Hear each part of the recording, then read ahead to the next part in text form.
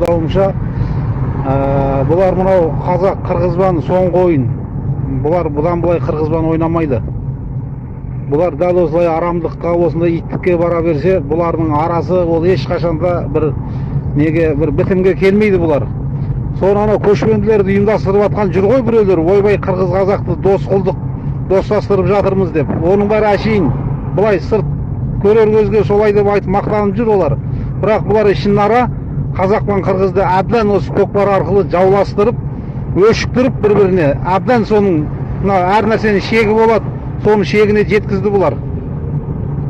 Өйткені ол сол көшпенділерді мен о баста айтқам, ол қалай өтеді, көкпар мәселесі қандай болады, кім жеңеді, оның бәрін мен көкпар маманы ретінде алдын ала болжап айтып қойғам. Сол мен айтқаным дәлге келіп жатыр.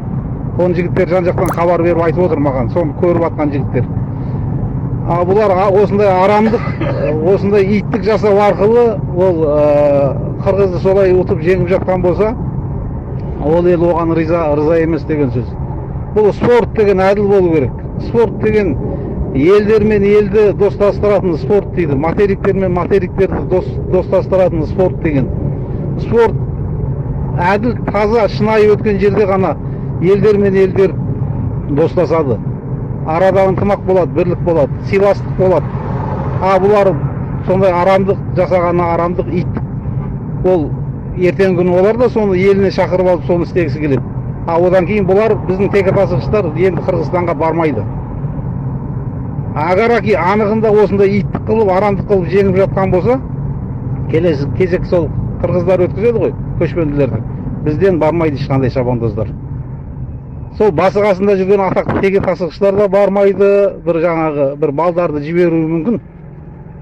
Оны да істеді ғой бұлар. Бір балдарды атсыз жіберіп, мына жақтан өздері WhatsApp-тан қырғыздан қорқып, өзбектің артына тығылды. Қырғызға қалай жол беруді, өзбектен қалай ұтылуды айтты бұлар. Бұлар сол күйі қалады. Өйткені бізде Қазақстанда көкпар жоқ. Бізде көкпар дамыған бәлесі де жоқ біздің. Бізде қашан қазақ ата-бабамыз шақпан, ата-ана дұрыс шақпан көкпары орнамайынша қазақтың қырғыздан ұтылған болады.